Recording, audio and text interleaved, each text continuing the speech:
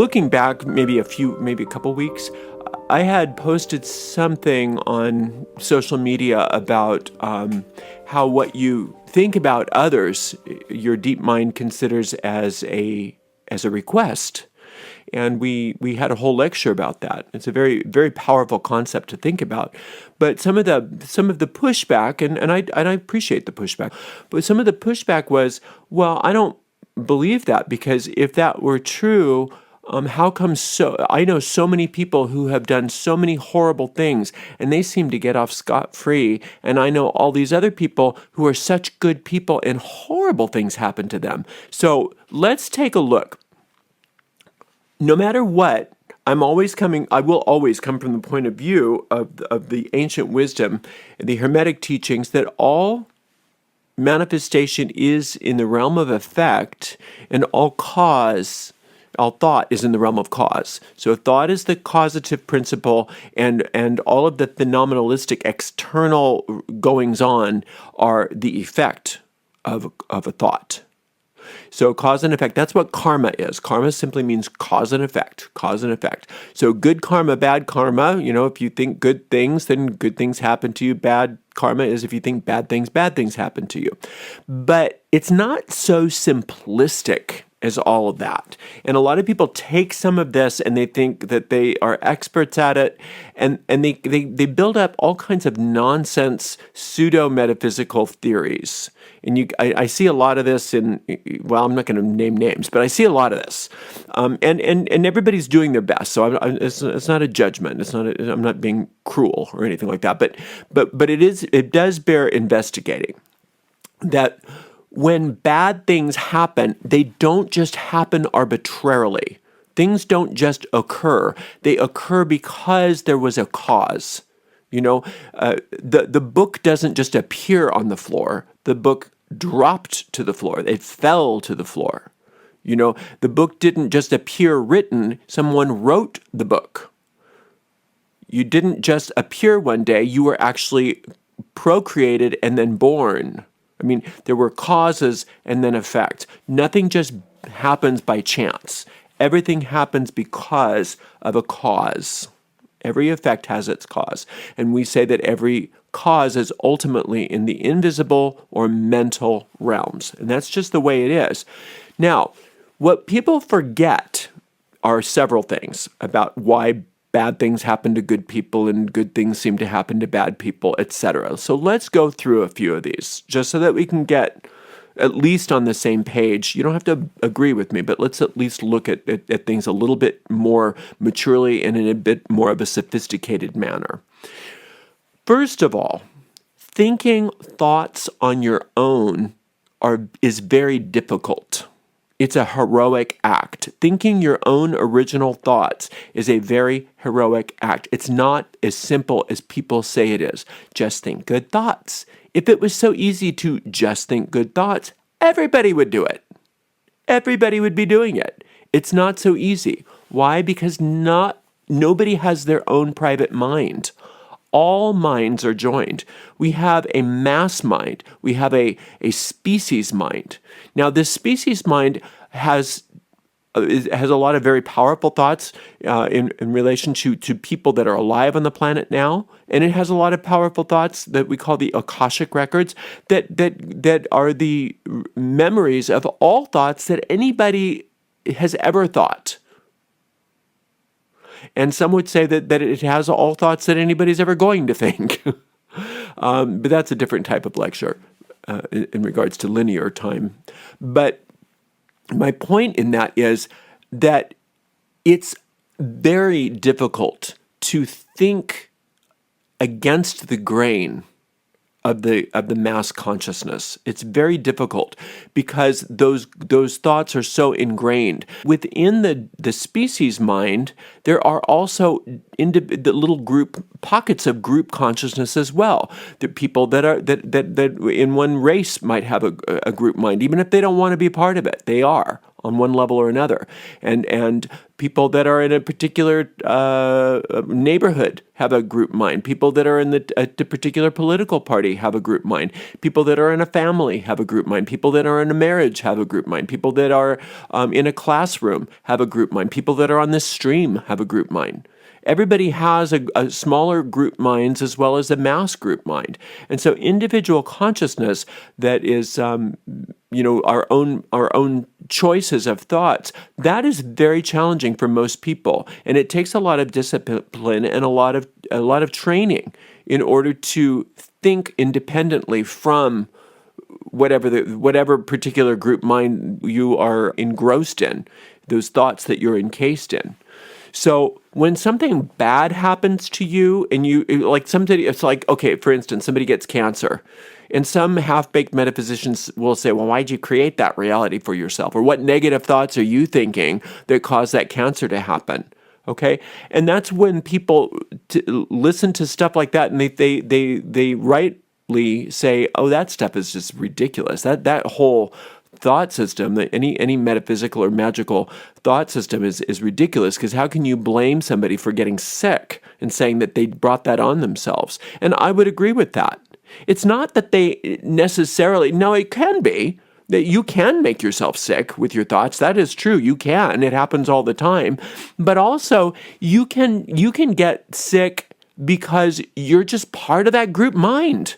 And it's really challenging to come against that group mind. It's very, very challenging to come up against that group mind.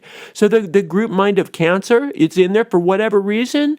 You align with those thoughts. And so it doesn't negate the idea that thoughts create circumstances. It just puts you into a different perspective about where those thoughts originate and what you can do about them.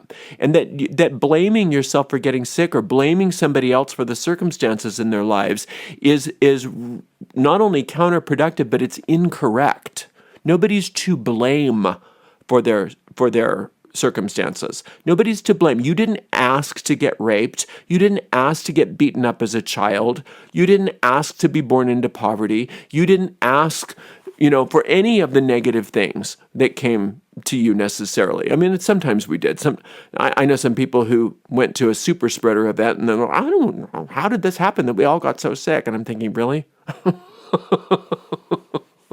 So sometimes you are asking for it. But not everything that happens to you is your, quote, fault. Now, there's a difference between saying this is my fault or I'm to blame for these circumstances and saying this is what's happening and I'm going to take responsibility for these circumstances. Do you hear the difference? One says I'm to blame and I caused this and something's wrong with my thinking that I've got to fix because I caused this. And the other one is saying, I don't know how this happened. I don't know what thoughts created this, but I am taking responsibility for the fact that this is in my life and I'm going to do everything I can to change it. I'm going to do everything in my power to change it. And then you can start going up against the group mind. You can start going and start having independent thinking. And that's what true magic is. True magic is simply independent thought. That's all it is thinking thoughts on your own, separate and distinct from the habitual thought forms that are consistently presented to you by this group consciousness, right? So it takes a lot of strength, it takes a lot of training, and it takes a lot of courage to go up against that group mind. So don't blame yourself for problems, and don't think that there's something wrong with you and that you deserve it. That is not ever what we are meaning when we talk about your thoughts being the causative principle. Okay. Now, on another level, this whole idea of, well, this person, is so awful and they never have anything bad happen to them. They always seem to land on their feet. Well, let's look at that really, really carefully, because this is a very, very important thing. First of all, you have no idea what is going on with that person. You think you do. You think, well, they're an awful person and only good things happen to them and therefore karma doesn't exist or whatever your thing is. You don't know what they're going through. You don't know how happy they are or how miserable they are. You don't know that they're consistently bad people. You don't know anything other than what your eyes tell you, than what you are perceiving. So first and foremost, you have who are you to judge what is going on with those people? It's a distraction from your own process to say, well, see, this person's bad and that person's bad and this person's bad and they're not having anything wrong. You're taking what we would say in 12 steps. You're taking their inventory for them. You think that somehow you're going to be better off for going in and searching for what's wrong with this other person and why they aren't getting their just desserts. Okay, let's look at it this way. Other people's stuff is none of your business. How about that? How about other people's lives are none of your concern?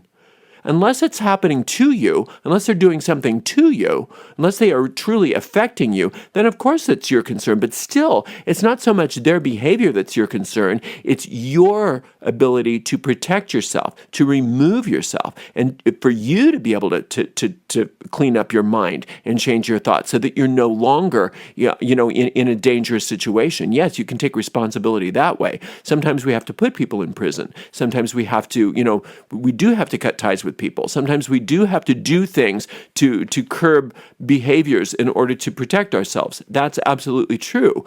But ultimately what we have to do is find in our own minds where we are coming into agreement with certain things that are causing negative situations in our lives and take our focus off of everybody else and put it back on us. Do you realize how much time you're wasting thinking about other people and if they're getting their just desserts and what they're doing and how bad they are? Do you know all that time you're wasting that you're not working on your own life? It's pathetic. It's really pathetic how much time we as individuals waste on judging other people.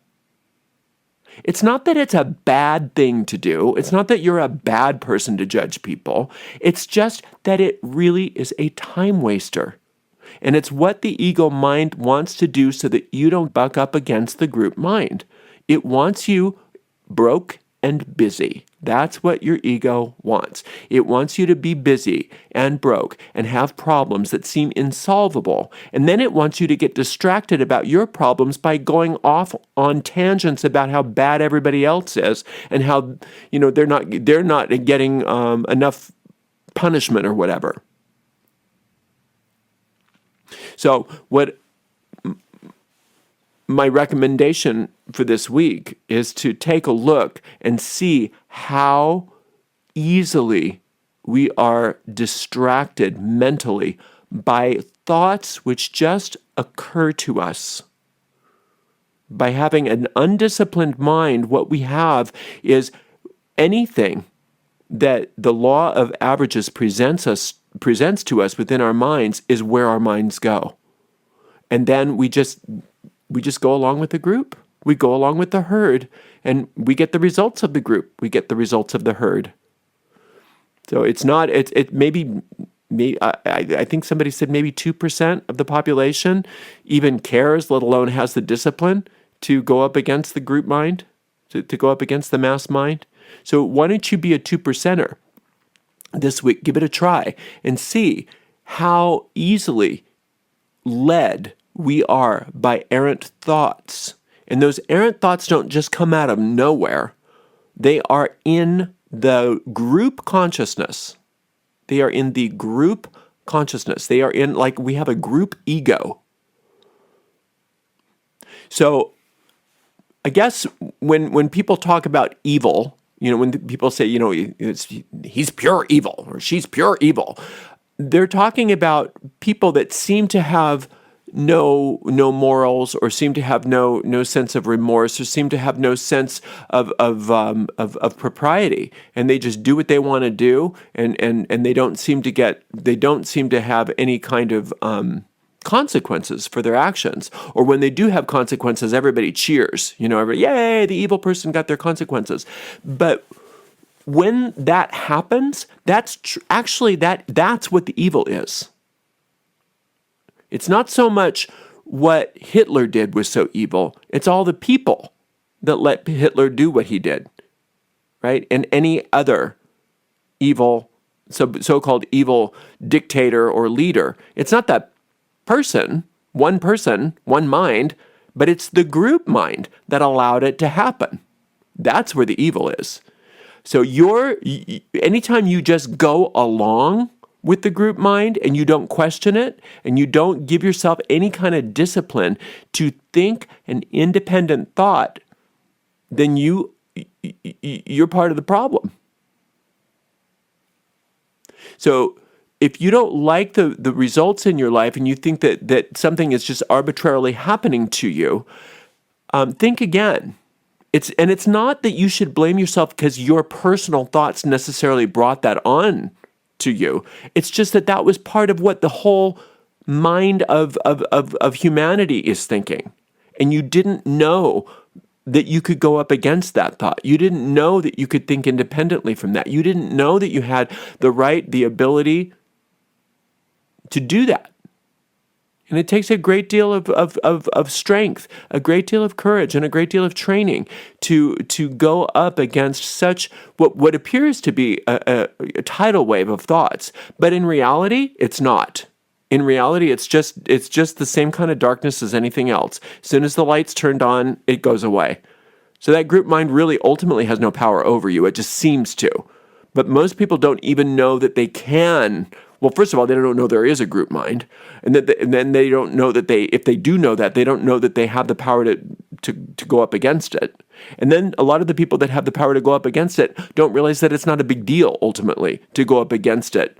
But it seems like a big deal because it takes a lot of strength, courage, and training to get to the point where you can go up against the group mind. But once you actually do go up against the group mind has absolutely no power over you.